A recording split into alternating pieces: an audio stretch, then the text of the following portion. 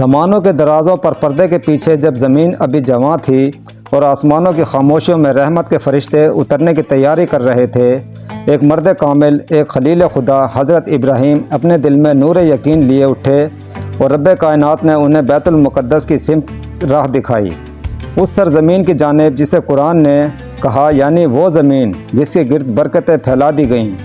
اس وقت بیت المقدس محض ایک پہاڑی، ایک وادی اور چند چراگاہوں کا مجموعہ تھا، مگر اللہ کے علم میں یہ مرکز ہدایت بننے والا تھا۔ حضرت ابراہیم جب اپنے بیٹے حضرت اسحاق کے ساتھ یہاں پہنچے تو انہوں نے اللہ کے حکم سے اس جگہ قربان گاہ بنائی اور اسی مقام کو مقام عبادت کا درجہ ملا۔ وہی مقام بعد میں مسجد اقصی کی بنیاد بن گیا۔ روایتوں کے مطابق حضرت ابراہیم نے اس سرزمین کو اپنی نسل کے لیے مرکز نور قرار دیا اور یوں بیت المقدس کا پہلا روحانی چراغ جل اٹھا۔ وقت گزرتا گیا، اسحاق کے بیٹے حضرت یعقوب نے اس مقدس جگہ کو اپنی عبادتوں کا مسکن بنایا اور ان کے فرزند حضرت یوسف مصر کی طرف چلے گئے، جہاں ان کی کہانی تقدیر کے نئے ابواب کھولنے لگی، مگر بیت المقدس اپنی جگہ قائم رہا، ایک ایسی زمین جو آسمانوں سے اترنے والے پیغاموں کا گواہ تھی۔ حضرت یعقوب کے بعد ان کی نسل بنی اسرائیل کہلائی اور اللہ نے انہی میں سے نبیوں کو بھیجا جو اس مقدس وادی کے ارد گرد پھیلتے رہے۔ وقت کے پہیے نے جب آگے کا سفر طے کیا تو حضرت موسیٰ کا زمانہ آیا۔ فرعون کی قید سے نجات پانے کے بعد جب بنی اسرائیل نے سینا کے میدانوں میں بھٹکتے ہوئے سال گزارے تو حضرت موسیٰ کے دل میں یہی تمنا رہی کہ وہ اپنی قوم کو اس ارض مقدس میں داخل کریں، مگر اللہ کے حکم سے وہ خود وہاں داخل نہ ہو سکے۔ ان کی نگاہیں بیت المقدس کی سمت بلند ہوئیں اور روح نے اسی طرف میں پرواز کی۔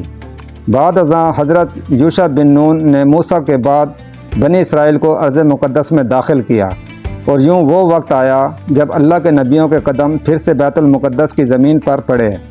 وہ زمین جو کبھی ایک سنسان مقام تھی اب نبیوں کی بستی بن چکی تھی۔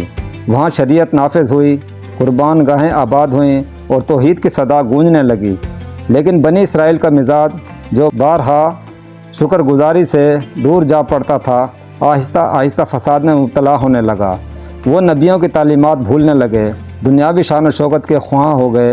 اللہ نے انہیں مختلف آزمائشوں میں ڈالا، کبھی دشمن قوموں کے حملے، کبھی قحط، کبھی اسیری، مگر اس سب کے باوجود بیت المقدس روحانی مرکز بنا رہا۔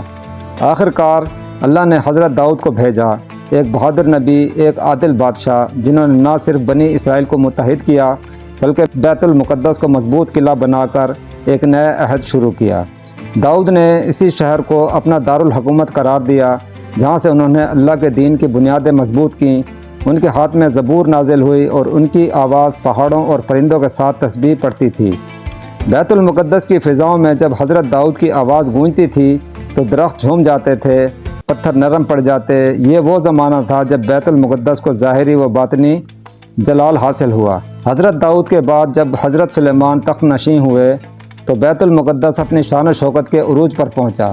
حضرت سلیمان کے دور میں وہ مقام محض عبادت گاہ نہیں بلکہ علم و حکمت کا مرکز بن گیا۔ اللہ نے انہیں ایسی سلطنت عطا کی جس پر نہ ان سے پہلے کوئی حاکم ہوا نہ ان کے بعد۔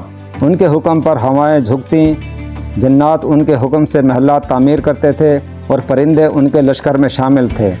انہی کے حکم سے بیت المقدس میں عظیم الشان ہیکل تعمیر ہوا جسے ہیکل سلیمانی کہا گیا۔ اس عبادت گاہ کی بنیاد میں وہی مقام شامل تھا جہاں حضرت ابراہیم نے قربانی پیش کی تھی۔ اس وقت بیت المقدس آسمان و زمین کے درمیان ایک نورانی دروازہ بن چکا تھا۔ لوگ دور دور سے آ کر عبادت کرتے اور اللہ کی عظمت کا کلمہ بلند کرتے، مگر وقت کے ساتھ بنی اسرائیل کی سرکشی پھر جاگی۔ انہوں نے نبیوں کی نصیحتیں بھلائیں۔ سلیمان کے بعد اختلافات نے قوم کو تقسیم کر دیا، شمالی و جنوبی سلطنتیں بنیں۔ بیت المقدس کئی بار حملوں کا شکار ہوا۔ بابل کے بادشاہ بنو قدنظر نے حملہ کیا، ہیکل سلیمانی کو مسمار کر دیا اور بنی اسرائیل کو قید کر کے بابل لے گیا۔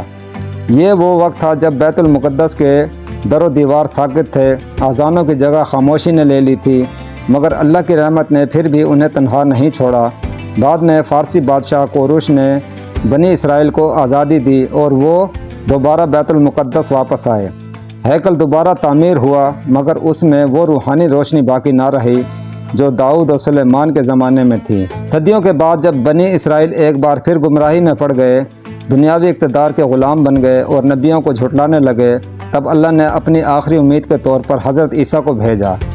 حضرت مریم کی گود میں پیدا ہونے والے اس معصوم نبی نے بیت المقدس کے کرب و جوار میں توحید کی صدا بلند کی، مردوں کو زندہ کیا، اندھوں کو بینا کیا، مگر قوم نے ان کے معجزات کو بھی جادو کہا۔ عیسیٰ نے بنی اسرائیل کو یاد دلایا کہ یہ مقدس زمین تمہاری شریعت کے بوجھ سے نہیں بلکہ تمہارے ایمان سے مقدس ہے، مگر وہ ان کے دشمن بن گئے۔ آخرکار اللہ نے عیسیٰ کو اپنی حفاظت میں آسمان پر اٹھا لیا اور بیت المقدس ایک بار پھر آزمائشوں کے اندھیروں میں چلا گیا۔ اس کے در و دیوار پھر خون سے رنگے گئے، مگر اس کے نیچے بہنے والی مقدس مٹی اب بھی انبیاء کے قدموں کے نشانوں سے معطر تھی۔ بیت المقدس کا یہ باب ختم نہیں ہوا، بلکہ یہ وہ سرزمین بن گئی جہاں سے بعد میں ایک اور نور طلوع ہونا تھا، وہ نور جو محمد مصطفیٰ صلی اللہ علیہ وآلہ وسلم کے ذریعے عالم انسانیت کو دائمی روشنی دینے والا تھا۔ مگر وہ اگلا باب ہے جس سے پہلے بیت المقدس کی یہ کہانی ہمیں یہ سبق دیتی ہے کہ زمین نہیں، ایمان مقدس ہوتا ہے، اور جس دل میں توحید کا چراغ جلتا ہے وہی دل دراصل بیت المقدس بن جاتا ہے۔